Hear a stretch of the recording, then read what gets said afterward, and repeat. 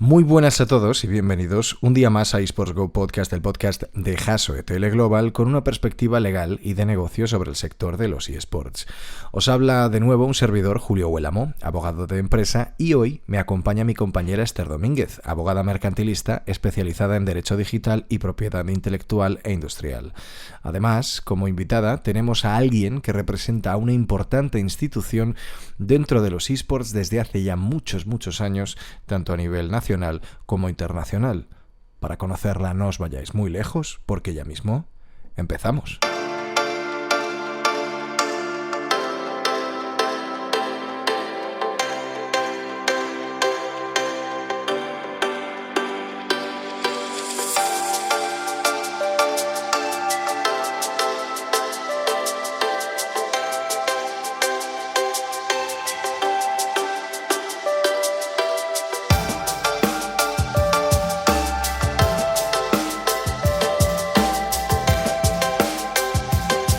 Bienvenidos a eSports Go Podcast, el podcast de Haso ETL Global sobre eSports. Pues hoy tenemos la suerte de contar con la responsable de comunicación de una de las ligas más importantes de eSports a nivel mundial en su división de Iberoamérica, la SL, y es alguien que lleva dentro de la industria muchos años, incluso antes de dedicarse al ámbito competitivo se dedicaba a la industria del videojuego en general, y su nombre es Eider Díaz. Bienvenida. Hola.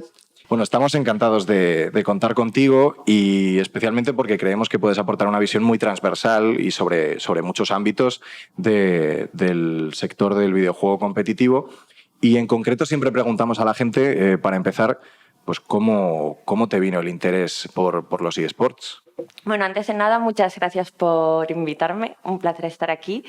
Y la verdad es que mi interés concreto por los eSports vino un poco, voy a decirlo, por casualidad o por azar. A mí siempre me habían gustado los videojuegos, pero nunca lo había tomado como una opción o como un trabajo. Era un hobby que yo tenía. Y bueno, tuve la suerte que en mi primer trabajo en una agencia de comunicación se estaba creando un departamento que se llamaba, creo que era Ocio Digital o algo así, donde todo lo que era un poco nuevas tecnologías se llevaba. Y entre esas cuentas había cuentas de videojuegos como Sega, como 505. Empecé a trabajar en la comunicación y luego tuve la suerte que mi carrera profesional se desarrolló en el ámbito de los videojuegos.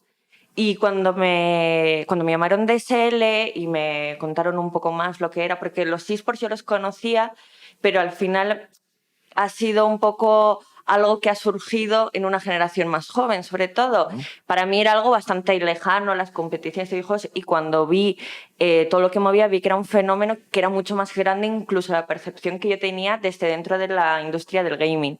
Entonces me pareció súper interesante, me pareció que era una manera de abordar los videojuegos y el gaming desde una perspectiva totalmente diferente. Y bueno, después de 3 años aquí estamos viendo cómo han crecido pues, de una manera espectacular. Uh-huh. Ya que te dedicas a comunicación dentro de SL, nos gustaría empezar hablando de la audiencia, ¿no? De cómo ha ido evolucionando ese target al que las marcas se están queriendo dirigir entrando en este sector. Cuéntanos un poco cuál es el público específico al que deberían ir dirigidas estas campañas o estas marcas. Nosotros estudiamos la audiencia anualmente, hacemos una encuesta, un estudio de audiencia, y este último año sacamos el tercero, y lo que vamos viendo es que aunque la media de edad siempre suele ser de 16, 18 a 25, sí que vemos que esa media de edad va creciendo. ¿Esto por qué es? Porque realmente los videojuegos cada vez están mucho más aceptados, la gente ya no deja de ver eSports, ya no deja de jugar. Sí que puede ser pues, que cuando llegas a una edad no inviertes tanto tiempo, principalmente porque ya no lo tienes, pero sí que es verdad que la gente ya no deja como antes ese hobby aparte. También lo que vemos es que, por ejemplo, las chicas poco a poco también van creciendo, van reclamando un poco su territorio. Y sobre todo lo que vemos es que antes el público era muy nicho, o sea, digamos que eSports lo veían los fans de los eSports, y ahora cada vez el fenómeno es mucho más, se está un poco volviendo más casual. O sea, ya puede ser que no seas ese fan entusiasta que veis por 12 horas en una jornada de una Intel Stream Master de Katowice, pero sí que a la gente le gusta ver pues cada vez más youtubers, streamers, también las grandes finales de los torneos. Entonces, pues estamos en un momento un poco de, yo creo que de boom, que estamos empezando a tocar a ese público más masivo, y esto en los próximos años, yo creo que su mayor poder no es tanto el número, porque todavía las previsiones creo que a 3 años están hablando de unos 600 millones de personas en total, sumando entusiastas y ocasionales, sino la velocidad de crecimiento, que estamos hablando de un ritmo de crecimiento anual muy importante y que no ha hecho más que empezar. ¿Por qué crees que la participación femenina en la audiencia sigue siendo tan baja? A ver, yo creo que hay varios componentes. O sea, por un lado está el componente más de tradición, se podría decir. O sea, cuando yo iba al ciber hace 20 años, era muy raro que una chica jugara. Y, o sea, tampoco había nada en contra, pero pues las chicas estábamos en un lado en los chats y los chicos estaban a otro en el counter. Y cuando querías pues un poco interactuar, eras como, la chica friki del grupo. Claro, esto en 20 años ha cambiado totalmente. O sea, de hecho, ser gamer ha pasado de ser como algo malo a ser algo muy guay. O sea, la gente no solamente presume de que le gustan los videojuegos, y que muchas veces se exagera lo bueno que se es. O sea, es una cualidad ahora muy positiva. Entonces, esto poco a poco está haciendo que más chicas se incluyan en el sector, porque cada vez está más normalizado. Pero claro, por un lado el nivel competitivo es principalmente masculino porque llevan más años, son más, entonces pues por estadísticas, si tienes muchísima más base de jugadores que de jugadoras, pues también a la hora de que esto, cuando va un poco la pirámide de la competición subiendo, haciéndose más profesional, pues hay menos gente, pero necesitas esa base cada vez más grande. Y por otro lado, también hay que contar que es un sector muy inmaduro. Estamos hablando aquí de algunos juegos que la audiencia es muy preadolescente. Entonces, hay comportamientos que yo creo que es responsabilidad pues tanto de los streamers como de las ligas controlar, porque bueno, pues escuchas ciertos comportamientos o ciertos comentarios hacia las chicas que yo entiendo que sobre todo a ciertas edades te pueden influir más para que sigas o algo. Es muy diferente, por ejemplo, si me dicen algo a mí o jugadoras como Anuk, que quiere decir que ya tenemos una edad, que hemos vivido mucho. Como Heidi. Claro, como Heidi. Y nadie nos va a decir qué podemos hacer o qué no a estas alturas. Pero claro, si tienes 15 años, te empieza a gustar este hobby y ves que no estás cómoda, que en según qué sitios, pues es normal que eso también cueste. Pero bueno, yo creo que es algo que no es un problema de los esports, tristemente. Pues si fuera un problema de los esports, pues mira, sería muy fácil de atacar. Creo que es un problema más de educación y en el que creo que todos somos responsables para que se pare, más que nada porque quien tiene una actitud, por ejemplo, machista dentro de un juego, luego en el resto de su vida la va a seguir teniendo. Efectivamente. Y la incorporación de las mujeres a las competiciones, ¿cómo crees que deberían de ser? ¿Mediante ligas mixtas o ligas segregadas? Mira, precisamente una de las preguntas que hicimos en el estudio de audiencia fue si la gente prefería que hubiera ligas mixtas o ligas separadas. Y ya no me acuerdo del porcentaje, pero una amplia mayoría, creo que eran más del 80%, decía que lo que querían eran ligas mixtas. ¿Qué es lo que tiene SL, por ejemplo? O sea, todas las ligas que tenemos son abiertas y son mixtas. ¿Cuál es la verdad? Que creo que estamos en un punto que hacer eventos puntuales, como puede ser la Intel Challenge de Katowice, que es una competición solo femenina, da esa visibilidad que ahora es necesaria para que la gente tenga esos referentes de, ostras, mira esta chica que está jugando, que es una jugadora como yo y me puedo ver reflejada. Yo creo que el futuro serán las ligas mixtas, pero creo que todavía falta mucho camino por recorrer, normalizarlo. Por ejemplo, ahora mismo hay ligas nacionales. Nosotros hemos tenido en Hearthstone, hemos tenido chicas participando. Ahora hay una liga de Rainbow Six que también tenía chicas participando. Entonces, bueno, creo que estamos en el buen camino, que se va normalizando, pero que todavía nos quedan unos añitos.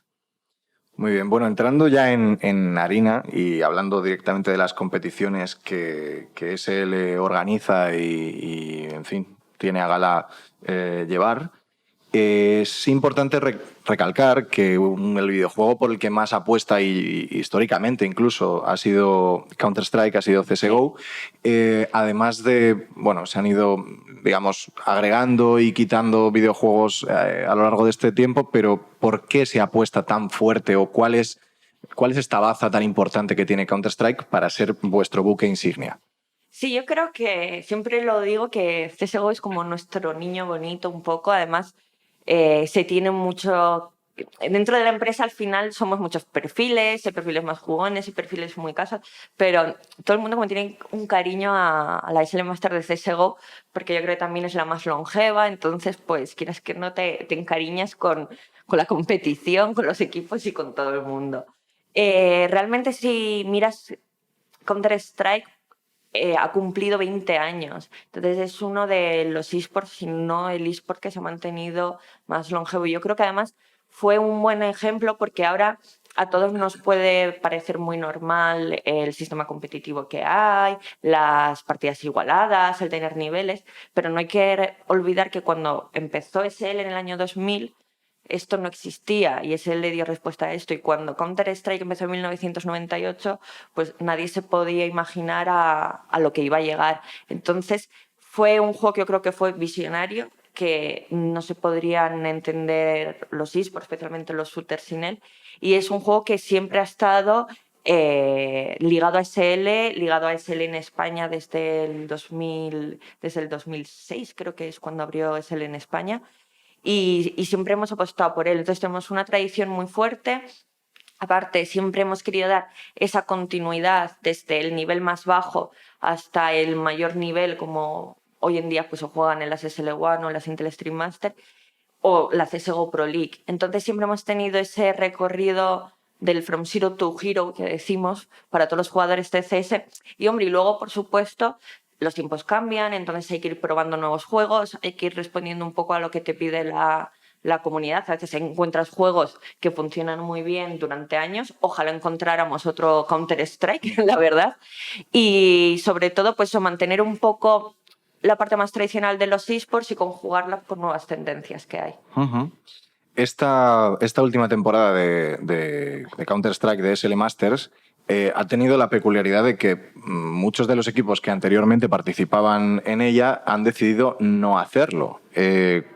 ¿Cómo ha influido, ya que llevamos además unas cuantas semanas de competición, cómo ha influido este cambio de no contar con los equipos, digamos, más grandes a nivel de números en vuestra competición en esta nueva temporada? Bueno, la verdad es que esta nueva temporada tuvo muchas peculiaridades, voy a decirlo así, y pues si es la temporada, si me preguntas si es la temporada igual que nos hubiéramos planteado tener el año pasado, no, en un inicio no. Al final es un sector muy complejo y él está un poco en el centro de todos los intereses. ¿Vale? Tenemos que hablar con equipos, tenemos que hablar con desarrolladores, tenemos que velar por tener al final un buen producto nuestro. Y entonces para eso tenemos un departamento que es de competición, que estudia un poco cómo se pueden formar las competiciones y que es todo lo que abarca. Entonces, bueno, en este caso, en las negociaciones con la ACE, que es la asociación que representa a los clubes de España, tenían ciertas peticiones a las que no podíamos hacer frente y sobre todo que chocaban un poco con el modelo que hemos tenido siempre de crear una competición que pueda ser sostenida en el tiempo. Uh-huh. A ver, entendemos que también el panorama no es lo mismo. O sea, ahora mismo yo creo que estamos viviendo, incluso dentro de la propia ACE, te encuentras con equipos que ya tienen una estructura súper profesional, o sea, son empresas, tienen sus propias productoras, mueven muchos números, pero también te encuentras todavía con equipos que están un poco lejos de esa fase, que todavía no tienen esa fuerza de patrocinios. Entonces entendemos que a medida que se va desarrollando estas capas, también hay ciertos equipos que tienen objetivos que no son los que podían tener antes. Nosotros lo que creíamos es que teníamos que seguir apostando por una competición que sepamos que va a ser sostenida y que puede ir mejorando año tras año. Uh-huh. Y además nos encontramos también con la peculiaridad de que teníamos que acotar un poco por residencia, porque ahora por una normativa europea creo que teníamos que aceptar jugadores de toda Europa, lo hemos acotado un poco por residencia a Portugal, y lo que hemos visto es que, bueno, con los equipos que han entrado de Portugal, que algunos sí son equipos más fuertes, también hemos atraído a esa comunidad que la verdad pues lo que ha hecho es que igual el primer pensamiento que tienes, lo que tú dices, cuando una asociación como la ACE te confirma que no van a jugar sus equipos, aunque sí es verdad que al final tenemos jugadores y viejos conocidos de años pasados de la ACE, Desde luego. pues piensas un poco, tienes la incertidumbre de cómo va a ir, y la verdad es que hemos visto que la comunidad está reaccionando bien. Los números, la verdad es que son mejores de lo que esperábamos, y bueno, estamos con mucha ilusión de las finales y de ver cómo responde tanto la comunidad española como la portuguesa. Uh-huh. Antes del comienzo de esta última temporada hubo un parón bastante grande de vuestras competiciones de Counter-Strike. ¿A qué se debió este parón tan prolongado? En parte a las negociaciones. Vale. Entonces, además yo soy de comunicación. A mí, si me preguntas, te voy a decir que yo en diciembre me gustaría irme de vacaciones anunciando el nuevo año, pero pues desgraciadamente no siempre se puede, y bueno, yo creo que en parte es una muestra de que estamos y estuvimos abiertos a hablar, porque de hecho tuvo un impacto no solo en la competición, sino en las fechas, porque intentamos ajustarlo lo máximo posible. De todas maneras, ha sido algo puntual de CSGO. En otras competiciones que tenemos están equipos de la AC jugando, y bueno, dentro de poco vamos a tener la fase de promoción de CSGO y, por supuesto, invitadísimos todos los equipos de la AC a participar en los clasificatorios. Ahí queda esa invitación. Además de Counter-Strike, habéis abierto un poco mercado con dos videojuegos que son Brawl Stars y Rocket League. También es verdad que mucha de la gente que escucha este podcast pues tienen interés en saber a qué videojuego invertir, dónde poner su dinero y por qué esos videojuegos están en alza y otros no tanto, por qué estos dos videojuegos son apuesta de SL. A ver, la verdad es que no es fácil. O sea, a mí si yo tuviera que tener la responsabilidad de elegir juegos, sería una tarea muy, muy difícil. En SL, por un lado, o sea, tenemos como dos vías de referencia. Uno es el propio departamento de competición que hay en España, que lo que hacen un poco es estudiar tendencias, están muy atentos con las comunidades. Porque claro, es muy fácil decir ahora, hay que hacer cosas con Fortnite. Claro, pero cuando Fortnite empezó, quien lo vio fue poca gente. Claro. Y luego hay juegos como el Apex que salen y parecen que van a ser el nuevo Fortnite, y por lo que va apareciendo parece que no. Es muy difícil controlar la comunidad. Entonces, por un lado, tenemos a la gente a nivel local, y luego también a nivel internacional nos viene mucho input. O sea, hay competiciones que desde internacional nos dicen, oye, tenemos que empezar a hacer más de este juego. Entonces, bueno, tenemos un poco esas dos vías. En el caso de Brawl Stars fue un poco porque detectamos que la comunidad de Clash Royale, había parte de la comunidad que se estaba migrando a Brawl Stars, y habíamos hecho cosas con Clash Royale en el pasado. Y en el caso de Rocket League fue más desde cero. Sí es verdad que teníamos competiciones más amateur, pero sí que veíamos que era una comunidad que se movía mucho, que reclamaba a nivel nacional una competición más profesional. Y bueno, y la verdad es que yo creo que a nivel personal, yo creo que Rocket League ha sido un poco la gran sorpresa. Ahora que has hablado precisamente de Fortnite, y además que Brawl Stars y Rocket League son dos juegos que son muy, muy transversales, que no tienen tampoco, pues eso, el pequeño hándicap que tiene a veces Counter-Strike, que es que algunas de las marcas no se quieren subir tan fácilmente porque hay un componente de violencia o de armas. ¿Cómo crees que ha influido en un videojuego como Fortnite? ¿Crees que esta condición de ser más family friendly, vamos a decir, influye a día de hoy a la hora de difundir o de expandir esas comunidades, o no tanto? Yo creo que totalmente. O sea, no hay que olvidar que Fortnite es un shooter.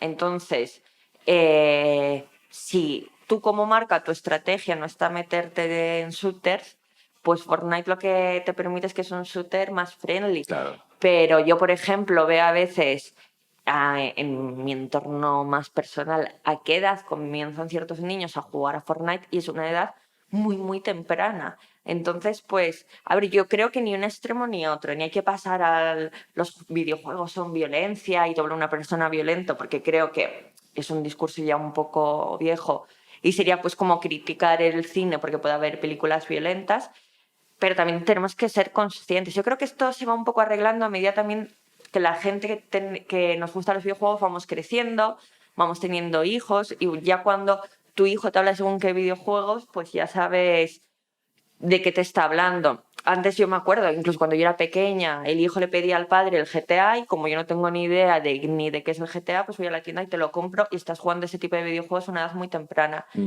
Yo creo que Fortnite lo que ha hecho es un poco poner la cara amable de los shooters. Yo creo que el principal beneficio es que igual hay muchas marcas que pierden el miedo por entrar en Fortnite, pero vamos, o sea, realmente lo que ha sido es porque ha logrado captar a tal cantidad de gente que ahí es cuando se te olvida un poco que es un shooter o pasa a un segundo plano si ves todo lo bueno que te puede dar a cambio. Y ya por último, hablando de las divisiones y de los videojuegos en los que, en los que actualmente está SL, ¿qué nos puedes contar de League of Legends? Porque es verdad que ahora mismo se castean, se retransmiten competiciones como la European Masters de League of Legends, pero ¿por qué no ha entrado SL a este videojuego en concreto, que es uno de los más exitosos? Sí, de hecho, hace años sí que era uno de los juegos principales, de hecho era uno de los juegos más o menos fijos de Katowice, pero al final en los esports el publisher tiene muchísimo peso. O sea, el publisher es el dueño del juego, igual que hace X años, o tienes publishers como Valve, que tienen mucho más manga ancha. Riot es un publisher que ha querido blindar mucho más a su competición y tener mucho más de su competición, pero ya no te estoy hablando en el ámbito profesional. O sea, si miras desde lo amateur, están creando su propia estructura propia, o sea, vamos, ellos eligen quiénes son sus partners y tal. Entonces, bueno, este es un caso que no ha sido tampoco una decisión a nivel local, a nivel global. SL pues ha distanciado un poco de ese posicionamiento y es la principal razón de por qué no tenemos una competición profesional continuada de LoL. Sí que tenemos amateur, como puede ser la Dominos Go for LoL, que es una competición semanal. Sí que tenemos, como dices, la European Masters, que la hace y la retransmite SL, pero luego sí que es verdad que no tenemos una estrategia más continuada, un poco como respuesta a la propia estrategia que ha tenido el publisher. Cuéntanos un poco, háblanos un poco de la relación que tenéis con los publishers, tanto con Valve, que entiendo que es mucho más abierta, que deja mucho más manga ancha para las competiciones, como por ejemplo ahora que estáis con Brawl Stars, con Supercell, o Tencent, que está detrás, pero sí. ¿Cómo es la relación en el día a día o cómo es la aproximación primera? Cuéntanos un poco. Al final es muy relaciones públicas, porque nosotros en concreto, por ejemplo en SL, tenemos a una persona que se dedica a la relación con las desarrolladoras. Sí que es verdad que luego empiezas una competición, por ejemplo, y yo tengo un contacto más directo con la persona de comunicación, o los community managers pues tienen un contacto más directo entre ellos. A ver, es complicado porque al final cada desarrolladora es un mundo. O sea, tienes desarrolladoras que son súper accesibles, que consigues los contactos fácil y que además tienes que cuidar de tener una relación continuada, porque claro, sabes, como todo, si yo llamo a la puerta de una desarrolladora solo cuando quiero hacer algo, pues no me lo va a dar tan fácilmente que si creo esa relación de confianza o de cercanía con ellos.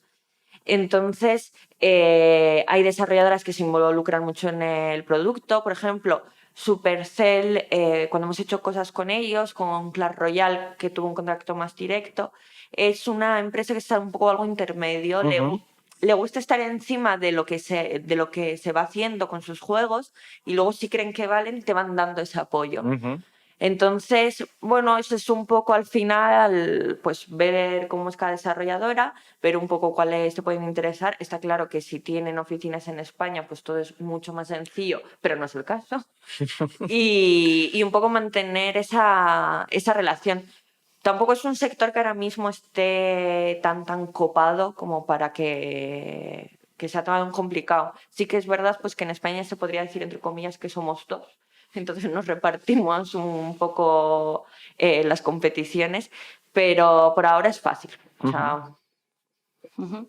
Y en lo que respecta a los equipos, nos gustaría que nos contaras qué tipo de requisitos estáis exigiendo a los equipos para poder competir en vuestras competiciones, pero sobre todo también qué requisitos legales. Es decir, ¿estáis comprobando que los equipos tienen contratados a los jugadores, que tienen algún tipo de vehículo jurídico para poder competir, es decir, que tienen montado una asociación, una sociedad? Cuéntanos un poco eso. sí que es verdad que la normativa concreta no la conozco, sí que tenemos una normativa por competición que un poco recoge todos los puntos. A ver, en eSports es complicado porque es lo que os decía, pasamos de una situación donde los equipos en muchas ocasiones eran amigos que se juntaban y ya está, y luego nos hemos encontrado, pues eso, con un Movistar Raiders, con un Vodafone Giants, que son ya empresas. Entonces, lo que nos encontrábamos es que cuando pedíamos, por ejemplo, el que estuvieran contratados, el que pertenecieran a una misma asociación o entidad, para muchos eso era como, bueno, es que casi pedir que vinieran con una camiseta con el nombre de su equipo era ya una inversión hace no tantísimo tiempo. Entonces, sí que tenemos una normativa que lo que pide un poco, pues esto, que pertenezcan a la organización y tal, pero luego somos flexibles y lo que tenemos es un comité que estudia cada caso. ¿Por qué? Porque nos hemos encontrado con casos de que un equipo se clasifica para un SL Masters y nos hemos encontrado tanto con el caso de que la entidad dice, pues ahora que la plaza es mía, os echo y me traigo los jugadores que yo quiero, y lo contrario, jugadores que han dicho, no, pues ahora nosotros nos queremos ir y que nos compre otra persona. Entonces, bueno, consideramos que estamos en un momento que todavía hay que estudiar un poco quién tiene la razón, más que de quién tiene la razón, quién está obrando bien y quién está obrando mal para decidir en estos casos a quién se conceden las plazas. Yo creo que es algo que tiene que ir acogiendo más regulación, también más formalidad. Y yo, por ejemplo, soy partidaria de que cada vez haya está bien que haya cierta flexibilidad, pero también las normativas se tienen que cumplir, porque si no, pues todo el tema, por ejemplo, de cambiar partidos, de retrasar partidos porque hay otra competición, yo entiendo que tenemos que ser flexibles, pero llega un momento que si no, te creas un poco tú también problemas. Pero sí que el comité está revisando que los jugadores hayan cedido los derechos de imagen al equipo para que después podáis ceder los derechos de retransmisión, ¿no? Sí, eso sí que se supervisa. También en el Media Day es cuando pues, se les da un poco la charla de qué supone participar en esas competiciones. Firman, por ejemplo, también los derechos de imagen con nosotros. Estos son cosas que hay equipos que lo entienden muy bien, otros equipos pues les tienes que explicar más qué supone el participar en una competición, por ejemplo, con los materiales que les damos, que pueden hacer que no. Y también es lo que os comentaba, hay equipos, pues por ejemplo, hay muchos equipos que no tiene sentido todavía hablar de derechos de imagen de sus jugadores porque no mueven esas cantidades. Hay otros equipos que ya tienen estrellas y entonces, pues, claro, el discurso empieza a ser muy, muy diferente. O sea, al final empieza a profesionalizarse el discurso porque ya es gente que tiene una imagen, que son jugadores profesionales y entonces también, pues, su demanda de profesionalidad hacia nosotros va creciendo y hace que tengamos, por ejemplo, que fortalecer pues, nuestro departamento jurídico porque también nos toca abordar aspectos pues, que hace años no eran tan necesarios. Claro.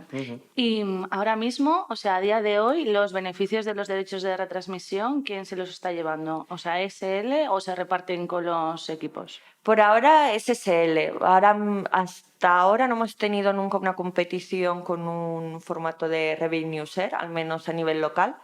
Pero bueno, esto es algo que te digo, es a nivel local, a nivel global creo que en algunas competiciones ya no es así y yo sé que es algo que a nivel local va a cambiar. No sé si este año, no sé si el siguiente, pero yo creo que es la evolución natural de este negocio. Porque os estáis encontrando equipos que no estén de acuerdo con ese reparto de los beneficios de derechos de retransmisión. Claro, hay equipos que ya mueven una cantidad de seguidores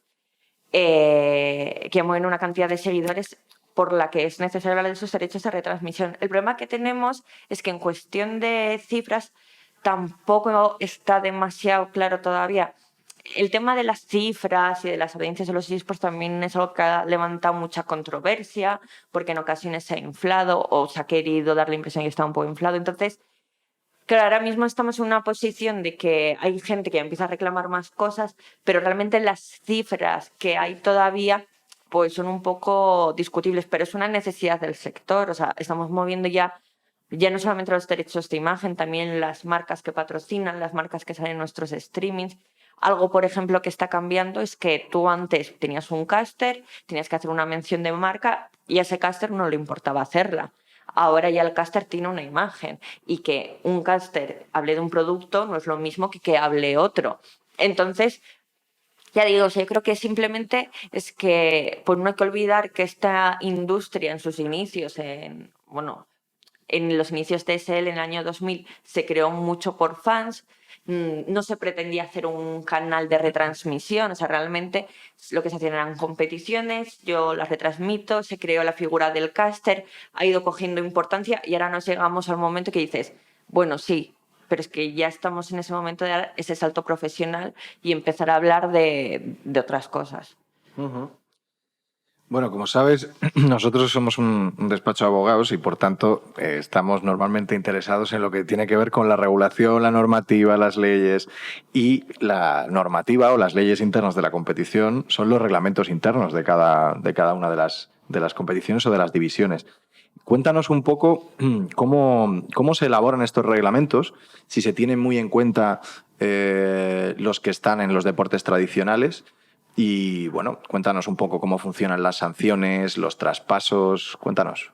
Se hace un poco una mezcla, o sea, hay reglamentos que tienen parte del deporte tradicional, nosotros también pues tenemos mucha historia dentro de SL, entonces pues a la hora de iniciar una competición es muy fácil que tengas una competición parecida a la que puedas fijarte. Se fijan también pues, ciertas peculiaridades que pueda tener el desarrollador o ciertas imposiciones que tenga el desarrollador en cuanto al máximo del premio, a cuanto a la edad. O sea, deciden también bastante sobre qué se puede hacer o no en sus competiciones. También nos tenemos que atener a la normativa europea y también tenemos que un poco pues, estar pendiente a los cambios que os comentaba. Igual cosas que no eran necesarias hace años. Yo creo que es muy importante que sobre todo, hay mucha gente que se está montando sus propias empresas de eSports y son un poco gente de, bueno, me gustan mucho los eSports y hago de todo. Y en el tema legal yo creo que es especialmente importante contar con gente que sea especializada porque no es sencillo, o sea, tienes que tener en cuenta muchas cosas y está muy bien que este sector hace 8 años fuera más amateur y todos somos amigos, pero es que ya es el momento, ya se está regulando, porque ya es el momento y ya hemos pasado a un estado mucho más profesional y es importante que las cosas se hagan bien. Entonces, bueno, hay a veces que cuando se habla de crear federaciones o de asociaciones o un poco de los esports en general, yo creo que hay pasos muy específicos que hay que empezar a dar porque estamos hablando de la carrera profesional de chavales muy jóvenes y es algo bastante sensible. Específicamente hablando de los premios, ¿cómo regula SL el reparto de premios a la hora de gestionar sus competiciones? O sea, ¿cómo hacemos la repartición de premios? Eso es un poco se decide a la hora cuando se decide el formato. Nosotros sí que intentamos que haya un prize pool para la final, que es un poco pues, el prize pool más sustancioso, gordo, ¿no? Sí, más sustancioso, que sería, normalmente nuestras ligas son de 8 participantes. Se repartiría entre los 6, o sea que cada uno tiene algo, pero sí que es verdad que se suele hacer un reparto para que la cantidad sea bastante diferenciada para el primero. Sí que intentamos siempre también dar un pequeño premio por partido ganado, porque al final pues sabemos que si no puedes animar a muchos equipos, el decir, bueno, formo parte de una liga donde ya sé que los 6 son mejores que yo, no voy a ganar nada. Claro. Y sobre todo, algo que hemos hecho, al menos desde que yo formo parte de SL y creo que es esencial y que muchas veces no se tiene en cuenta, es que nosotros cubrimos los gastos tanto de desplazamiento como de hospitality a la hora de pues que los equipos tengan que venir tanto al Media Day para hacer todos los materiales como a las finales. Esto puede parecer algo muy obvio, pero no lo es tanto y sobre todo no ha sucedido siempre. Y muchos equipos tenían esa queja, es que a mí ya me cuesta tener un equipo, encima si competir en tu competición me cuesta más dinero y encima no aspiro a quedar entre los 2 primeros, pero por eso nosotros siempre uno de nuestros objetivos ha sido hacer crecer esa base, el que todos los equipos puedan ir creciendo con nosotros. Creo que es algo que hemos conseguido. Por ejemplo, la primera puerta que tuvo, de las primeras puertas que tuvo Movistar Rider hacia internacional, la consiguió después de ganar una SL Masters. Creo que siempre hemos hecho un poco ese papel de impulsor y yo creo que es lo que debemos seguir haciendo pues, en las próximas temporadas también. Es conocido por la gente, ¿no? Que es verdad que los jugadores a veces les falta esa voz unificada que sí que tienen los clubes y bueno, evidentemente también tienen las ligas, no unificada, pero desde una posición de fuerza como un gran player del mercado. ¿Crees que es necesario a día de hoy una asociación organizada de jugadores que pueda servir como altavoz para conseguir una posición de fuerza a la hora de negociar o a la hora de dar a conocer cuáles son sus necesidades en el mercado? Yo es que sobre las asociaciones tengo una opinión un poco personal y es que al final ¿sería bueno una asociación de jugadores? Pues depende de cuánto quieran trabajar la gente que esté en ella. O sea, mi experiencia es que al final es muy bonito el hablar y decir tenemos que unirnos y tenemos que quejarnos y vale, pero luego cuando pues tienes que preparar reuniones, el pedir cosas no es sentarme en una mesa y decir pues quiero tanta cantidad de dinero o quiero que me den esto. Vale, ¿por qué? Argumentamelo. Entonces, yo creo que sí que sería una buena idea que hubiera una asociación de jugadores.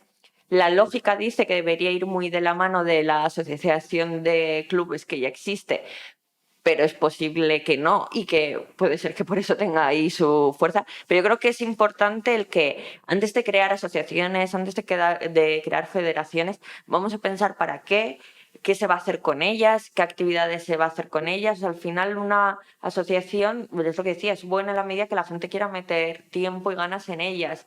Entonces, yo he visto asociaciones en otros sectores en las que he podido participar que el primer día todo el mundo está súper motivado y todo el mundo quiere hacer cosas y pasan 2 meses y ya todos empiezan a convertir en problemas que tienes además de tu trabajo diario. Entonces, bueno, yo lo único que pido es que pues todos los que estamos en el sector rememos porque este sector, lo que decía, crezca de una forma estable y que pueda estar dentro de otros 5 años aquí hablando de que bien siguen creciendo todos los esports, porque estamos en un momento muy sensible, yo creo ahora, y yo creo que es el momento en el que las marcas, que al final son muy el motor económico de este sector, se están estableciendo ya. Entonces, bueno, yo creo que es importante que cuidemos este momento y que demos todos los pasos para que esto funcione bien. Si esta asociación es uno de ellos, pues bienvenido. La siguiente pregunta te la tengo que hacer porque se la hice también a Álvaro Argüelles cuando vino en el anterior programa y es ¿cómo es la competencia entre las 2 ligas grandes del país, SL, la vuestra, y LVP? A mí me hace un poco de gracia porque cuando yo entré todavía no había el fenómeno fan con los equipos, que ahora, por ejemplo, ahora sí lo vemos cada vez más. Pero había un fenómeno fan, SL versus LVP, que a mí me hacía muchísima gracia porque decía, o sea, al final somos ligas, o sea, yo no veo a gente diciendo, la liga de fútbol española es la mejor. Y que es un sector donde fuertes hay 2 competidores. O sea, yo creo que hablo en cualquier sector. Yo creo que voy al sector eléctrico y les digo que os parecería que hubiera solo 2 competidores y hay una fiesta. Entonces, sí que es verdad que yo, por ejemplo, a nivel personal, cuando he necesitado algo de ellos, pues las relaciones son cordiales. Sí que es verdad que igual no hay tanta comunicación o tanta relación como la que podría haber. Yo creo que eso, siendo un sector donde hay 2 fuertes, sí que es verdad que, hombre, que SL en otros países no se encuentra con un competidor así. En otros países tenemos mucho más amplio nuestro campo. Pero bueno, o sea, yo creo que al final siendo dos, los dos tenemos mucha parte de haber hecho crecer a los esports en este país, cada uno por su lado. Y yo creo que al final nos tenemos que llevar bien, porque pisarnos ahora mismo sería pisar el sector. Es que no le encontraría ningún tipo de sentido. Entonces, bueno, yo creo que también es algo que con el tiempo se va relajando un poquito más y que casi ya se pasa a ser la anécdota más que nada. Uh-huh. ¿Qué diferencias ves entre ese modelo que a veces, por el que se opta a veces, de un modelo más abierto en el que hay clasificatorios como vosotros tenéis en Counter-Strike, o un modelo más cerrado, más americano, más de franquicia, en el que son equipos que compran la plaza, equipos que tienen, digamos, una solvencia, un respaldo económico, además previamente acreditado? ¿Cuál crees que es la diferencia a nivel casi más competitivo, te diría? A ver, yo creo que, o sea, por un lado aquí estamos más acostumbrados al modelo abierto, también en los deportes. O sea, un modelo como el de la NBA, por ejemplo, de franquicia, pues no es algo que, sí, a no ser que estés muy metido en la NBA, no es algo que aquí te suene algo natural.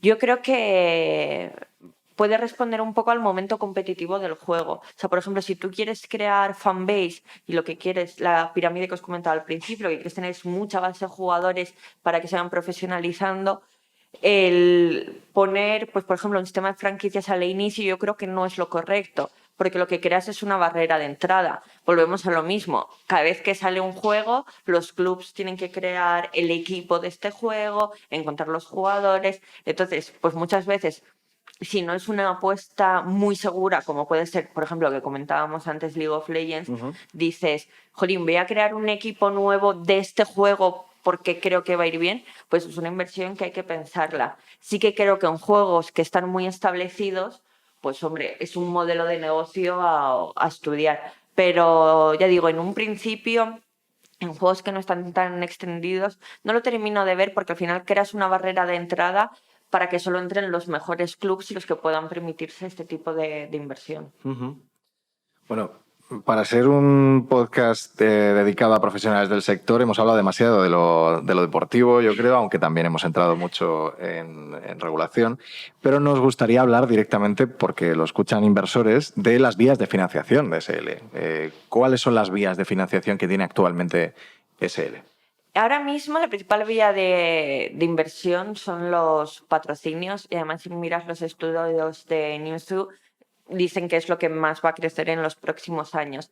Ahora, algo que tiene muy bueno los esports es que consiguen un engagement con las marcas que no ves en otros lados. O sea, hace poco SL hizo una promoción con DHL, con la mensajería, que, a ver, si alguien que me está escuchando de DHL que no me malentienda, pero igual no es la marca más atractiva para un público joven. Y tú veías a todo el público coreando DHL, DHL, y todas las pantallas con DHL. O sea, yo me imagino la persona de comunicación que ve eso y dice, ya está. Nosotros tuvimos el caso con Movistar. Movistar, una empresa de servicios que en redes sociales pues no está acostumbrada a recibir muchísimos comentarios positivos, porque la gente se acuerda cuando te va mal la DSL, es cuando dices, voy a ponerlo en Twitter para que lo oigan. Y de repente se meten en los esports, además con una apuesta muy 360, lanzados en su canal, y empiezan a ver que empiezan a recibir comentarios positivos de qué bien que esta marca apuesta por mi hobby. De hecho, hicieron un estudio de marca, creo que al año de la inversión, y era una de las marcas más posicionadas, o sea, mejor posicionadas en esports a nivel nacional. Entonces, conseguir eso todavía se puede conseguir en esports. Hay esa capacidad de engagement que otro tipo de comunicación pues no tiene. Si buscas un ROI inmediato, pues no lo vas a encontrar, pero igual que no lo vas a encontrar en otros tipos de patrocinio. Para eso hay otro tipo de acciones complementarias que se pueden hacer al patrocinio, se pueden hacer competiciones pues más ad hoc, por decirlo de alguna manera, pero lo que creemos ahora es que el gran fuerte de los esports, de la visibilidad que tienen, que realmente estamos ante una generación que ya no preguntas a alguien si le gustan los videojuegos o no, a todo el mundo le gustan, solo que de una manera o de otra, y que tiene ese gran poder de enganche, de aceptar a las marcas, porque dices, qué guay que estén apoyando esto que me gusta a mí, que se ha perdido en parte en otros sectores. Y actualmente las marcas no endémicas, ¿qué os están solicitando a ESL para poder patrocinaros? Pues la verdad es que hemos tenido un poco de todos. Tenemos Domino's Pizza, que, por ejemplo, tiene una competición semanal ya, no sé, desde hace cuántos años, pero hemos tenido marcas menos endémicas todavía, como podría ser, tuvimos la competición con Arroces Brillante, la Go for Clash Royale, porque al final, o sea, cualquier marca que quiera ir a un perfil adolescente, lo que ves que por aquí tiene la vía más rápida. Nos piden mucho competiciones para probar, competiciones amateur. O, por ejemplo, uno de los proyectos que creo yo también que es más interesante por el planteamiento que tiene es Carrefour Sports Tournament, que es unos torneos que hacemos con Carrefour en diferentes Carrefour por toda España. Por ejemplo, tuvimos La Maquinista hace poco, ahora creo que nos vamos a Galicia, y un poco lo que se hacen son torneos, hacemos también acciones con influencers. Entonces, por un lado, logras ese posicionamiento, oye, de que Carrefour no es solo alimentación, sino que también son líderes en tecnología. Por otro lado, también estás dando un servicio, porque es muy cómodo, yo voy a hacer la compra, pues oye, le dejo a mi niño que nunca me quiere acompañar, viene a Carrefour conmigo y se queda jugando. Y te permite hacer también muchísimas acciones en el punto de venta, o sea, hacer más trade marketing, porque al final estás en un centro. Entonces, este sería un tipo de acción que llevamos, yo digo, llevamos 4 tournaments con ellos, siempre acaban en Madrid Games Week, que representa muy bien todo lo que se puede hacer. O sea, al final, lo más clásico de SL es hacer grandes competiciones, streamearlas y tener el patrocinio pues, en el overlay, la mención en directo. Eso es lo que siempre hemos hecho, pero realmente hoy en día con esports y con gaming tienes muchísimas probabilidades y yo creo que los esports han sido un sector, siguen siendo un sector muy, muy clásico en lo que hacen. Que yo creo que eso es en parte por presupuesto, es igual que todavía la gente está haciendo pequeñas cosas, pero realmente piensas en todo lo que se puede hacer con la base de un videojuego y bueno, o sea, tienes muchísimas posibilidades. Háblanos un poco de la expansión que ha tenido SL desde sus comienzos hasta el día de hoy. Pues, a ver, SL a nivel global empezó en el año 2000. Creo que en el año 2005 en España empezó Sensation, que fue un poco la empresa que hubo antes de adquirir de que utilizáramos la marca SL también en España. Y si hablo ya desde mi entrada, que ha sido más reciente, ha sido hace algo más de 3 años, ya ha cambiado mucho. O sea que si hubiera estado en esos inicios en 2005, tenemos gente en la oficina que lo cuentan un poco como abuelos del sector y ya a veces esas historias. Pero yo ya te digo, yo entré hace 3 años y pico, que en esports es mucho, pero en cualquier otro sector sería nada. Y ver cómo ha cambiado de las instalaciones que teníamos antes a las instalaciones que tenemos ahora en las nuevas oficinas, que tenemos toda una planta dedicada a tanto a estudios como a plató. Entonces ves cómo se ha acelerado todo y a veces da un poco de vértigo porque dices, no están cambiando todo demasiado rápido, por eso yo hago mucho hincapié en lo del crecimiento estable, porque yo soy una persona de pocos riesgos. Entonces veo lo acelerado que es, pero también, o sea, no solamente lo noto en lo que veo alrededor, en que ahora hemos pasado a llevar a España, a empezar también a hacer cosas en Portugal, a hacer cosas en Latinoamérica, sino la veo en el propio interés de los medios. Yo me acuerdo cuando entré, mis primeras llamadas a los medios, nadie tenía ni idea de qué eran los esports. Y si claro, te pasaban o con tecnología, o con deporte, o con cultura. E intentabas explicar qué eran y era como, no lo entiendo. Entonces yo siempre decía, bueno, mira este vídeo, This is SL, y te haces una idea. Y entonces empezaron a verlo. Y ahora la mayoría de periódicos han tenido iniciativas de abrir sus propias secciones de esports. Muchos medios, como puede ser Marca y As, pues la siguen manteniendo y ya todo el mundo lo conoce. Y estamos hablando que hemos pasado eso en menos de 4 años de una situación donde lo más común era preguntar ¿qué es esto? A una situación donde ya todo el mundo y cada vez se va viendo más normalizado. Vamos a hablar un poco de números. ¿Qué cifras mueve SL a día de hoy? ¿Qué facturación mueve? Las cifras de SL, la verdad es que no te sabría decir. Creo que no es una empresa como muchas otras muy amiga de dar cifras. Sí que es verdad que nosotros lo que vemos es que al final es un poco lo mismo de Newzoo. O sea, seguimos teniendo... Newzoo, si tú ves las previsiones, te dice que en 3 años... Bueno, que este año creo que se va a superar los 1.000 millones de dólares y en 3 años vamos a llegar a los 1.800 millones de dólares. Newzoo recoge nivel global, o sea, recoge SL, recoge el resto de marcas. Si tienes estas cifras en mente, pues ya sabes que hay muchas empresas que manejan ellas solitas estos presupuestos. Entonces, por eso yo siempre llamo a la serenidad, o sea, no, esto no es la alquimia de repente de los millennials. O sea, esto es un sector que ahora mismo tiene un poder de engagement que no te da ningún otro, que tiene unas previsiones de crecimiento, pues eso, de pasar de 1.000 a 1.800 en 3 años, y que además lo que vemos es que las previsiones de crecimiento anualmente se van cumpliendo. Entonces, realmente ahí está su valor. Muchas veces yo he llegado a oír locuras de lo que la gente piensa que se factura, pero ya te voy a decir a nivel España. O sea, estamos todavía más en un momento de invertir, de hacer esto grande y de invertir en estructuras que permitan este crecimiento que de hablar todavía de beneficios millonarios. Háblanos un poco también de la expansión de SL en otros mercados. Ahora recientemente tenéis un poco puesto el foco en Latinoamérica y bueno, queríamos saber cuál es el enfoque en este mercado y cuáles son los planes más a largo plazo. Hombre, en el mercado de Latinoamérica llevamos ya unos años, sí que es verdad que con una propuesta más amateur casi siempre. Y, hombre, pues es complicado porque hay mucha gente que cuando se habla del mercado latinoamericano parece que hablas de un país además con tu misma regulación, así que todo es mucho más sencillo y además con el mismo internet que tenemos aquí. Pues no, o sea, la realidad que te encuentras es que...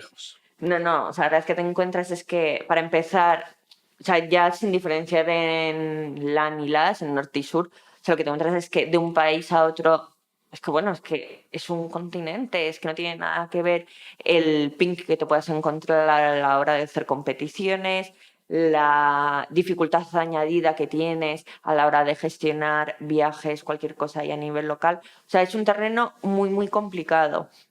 Entonces nosotros sí que es verdad que intentamos mantener la base amateur, tenemos presencia ahí y lo que sí que vamos haciendo son pues diferentes proyectos para intentar...